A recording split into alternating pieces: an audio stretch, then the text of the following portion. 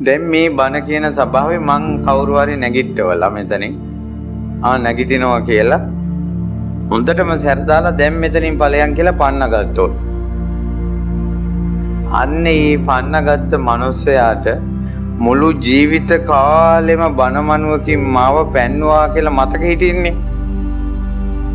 ඕක හැමදාම මතකයි. මේ බණහන මිනිස්සුන්ට මුළු ජීවිත කාලෙම අද කියන බණ අමතක වෙනවා. ඒක 100% සුවර්.